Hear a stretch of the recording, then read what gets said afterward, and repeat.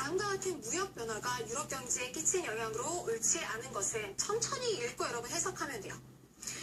국제 무역의 중심지가 무역의 중심지가 바뀌었다 그랬어요. 그러면 옛날에 바뀌기 전에 게 나오고 그 다음 바뀌게 나오겠죠? 국제 무역의 중심지는 베네치아나 제노바와 같은 지중해 연안의 이탈리아 도시들, 그리고 한자동맹의 중심 도시였던 리베크였대요. 그런데 새로운 항로가 개척이 되면서 이베리아 반도의 나라, 에스파냐나 포르투갈 같은 나라가 성장하기 시작했다는 거죠. 그러면 무역이 어떻게 변화된 거예요? 지중해 무역에서 이베리아 반도를 끼고 있는 대서양 무역으로 바뀐 거예요.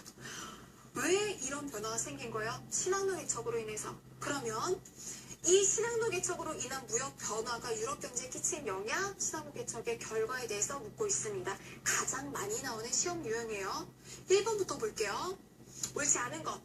담배, 감자, 옥수수 등이 전래가 되었죠. 신대륙의 작물들 전래가 되었고 실제로 아시아 대륙까지 전파가 됩니다.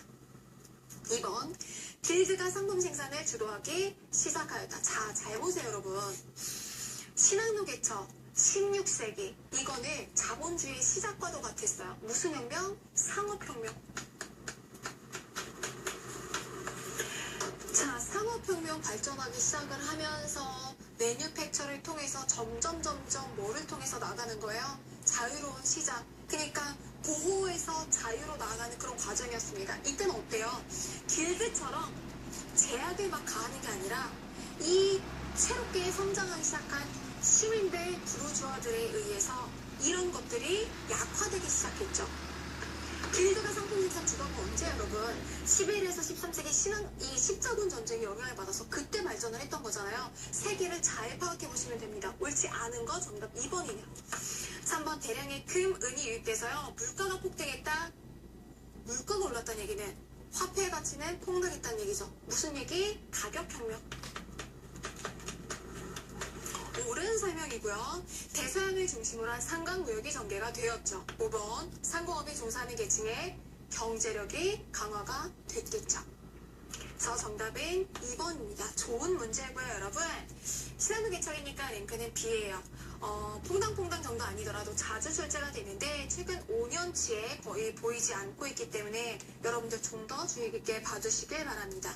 자료를 어떻게 해야 되나요? 심화해서 보고 그거에 대해서 결과를 유도해내야 되는 흐름을 파악하는 문항 유형이었습니다.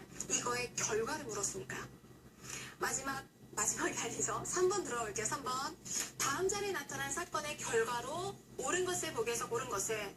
이 사건이 어떨까요? 말을 탄 에스파냐인들이요. 길고 짧은 창을 들고 살인과 기괴한 잔혹행위를 저질렀대요. 어떻게 된 걸까? 잔혹행위를 저지르기 시작을 했는데요. 크고 작은 도시와 마을에 뛰어든 그들은 어린아이와 노인도 남겨두지 않았다고 합니다. 그래서 그럼 이 에스파냐인들의 잔혹행위를 당했던 사람들이 누구래요? 아메리카 원주민들이래요. 이들이 이런 식으로 재난에 빠졌기 때문에 인구가 엄청나게 줄어들었겠죠. 그러면 신항로 개척으로 인해서 발견된 아메리카 대륙에 이런 에스파냐인들의 무차별 학살로 인해서 아메리카인들의 인구가 줄어든 결과로 오른 거 고르는 거잖아요. 신항로 개척의 결과 묻는 문제입니다. 역시나 똑같이 신항로 개척의 결과 묻는 문제고 중요한 유형입니다. 같이 불러볼게요. 기억. 지중해가 세계 무역의 중심지로 성장하였다. 지중해에서 신항로 개척을 통해서 어디로 옮겨온 거예요? 대서양으로. 2번. 아메리카 원주민들의 인구가 크게 감소하였다. 맞는 선지고요. 유럽에서 삼포제 방식의 농업 경영이 시작되었다. 삼포제 방식의 농업 경영이 막 발전했던 거 있잖아요. 발전한 시기 11세기 유럽이 팽창했던 시기입니다. 시기적으로 맞지 않죠. 노예무역으로 아프리카의 성비 불균형 문제가 발생하였다. 맞죠 여러분? 아메리카에 부족하니까 아프리카에서 보내준 거예요. 아프리카에 노예들을 보낸 거예요. 그래서 아프리카는 해안가 이름이 그런 거잖아요. 워낙에 수탈을 많이 당한 지역이라서 상하를 뺏겼던 그 해안, 상하가 주로 교육됐던 해안, 노예 해안, 바닷가 이름이 그렇습니다. 뭐 그리스나 여러분 다른 데를 가면은 모래 색깔로 그 해변을 해안가를 얘기를 하잖아요. 여기는 노예 해안이라는 게 있을 정도로 노예 무역이 성행했다는 거죠.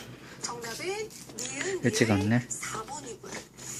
일단 신한문 개척이니까 이렇게는 B랭크에 해당이 되는 문헌 유형이고요. 신한문 개척의 결과를 보고 있는 흐름 파악 문제였습니다.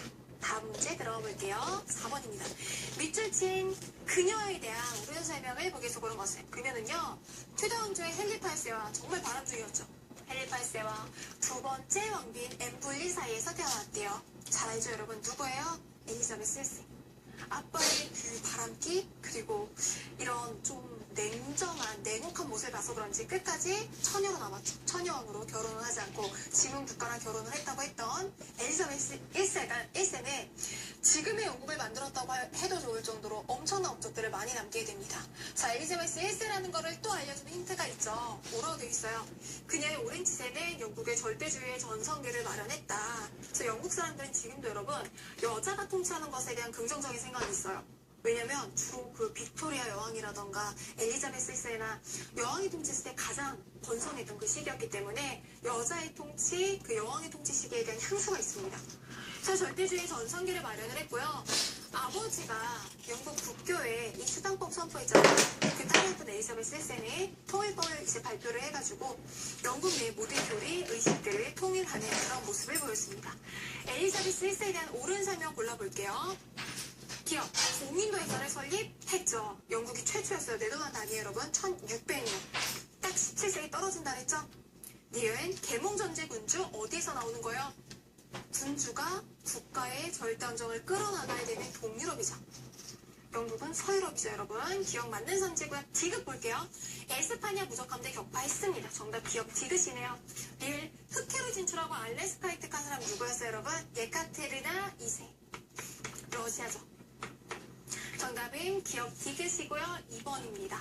유형은 절대함정이기 때문에 랭크는 A랭크에 해당이 되고요. 유형 같은 경우에는 인물에 대해서 묻고 있는 전형적인 인물을 파악하는 문헌 유형이었습니다. 다음 문제 들어가 볼게요. 5번입니다. 다음과 같은 대화가 전개된 배경으로 가장 적절한 것은 배경에 대해서 묻고 있어요. 선생님 얘기했죠. 이 사파 그리는 사람이 스승 합숙할 때 따라 들어간다고.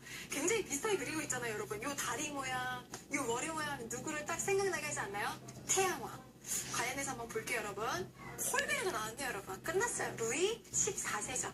콜베르를 재상으로 등용해서 굉장히 중상주의 정책으로 국가의 부를 축적을 하고 그거를 화려한 궁전으로 만들었던 사람 루이 14세였습니다.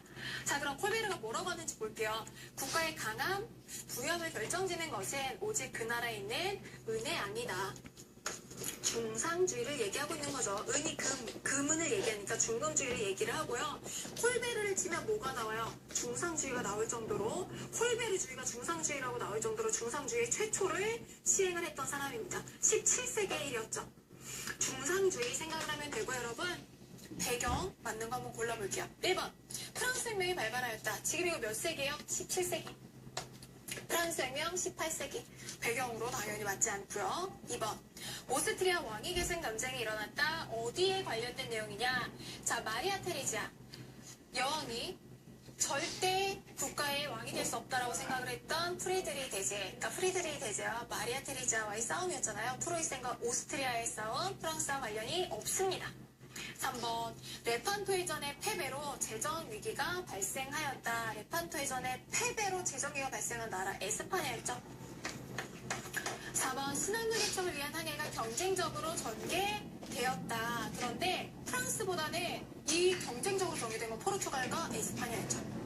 관료 조직과 상비군 유지를 위한 재정이 필요했고 그걸로 인해서 중상주의 경제 정책을 실시했습니다. 정답은 5번이 되겠네요. A랭크에 해당이 되고요, 여러분. 대표적인 배경을 묻는 문제니까 흐름과 그리고 인물에 대해서도 알아야지 풀 수 있는 문제였습니다. 다음 문제 들어볼게요. 6번입니다. 다음 인물에 대한 설명으로 옳은 것은 자, 이 인물은요. 우리가 사진을 보고는 당연히 알 수 없고 했던 말이 있어요. 뭐라고 했느냐. 군주는요. 국가 제일의 심부름꾼이래요. 프리드리 2세 혹은 프리드리 대제 프로이센에 대해 설명입니다. 찍는데. 자, 관련 설명으로 옳은 것 마크로. 볼게요. 1번 응. 낭떠 말려고. 혁명을 공포하였다. 말려고.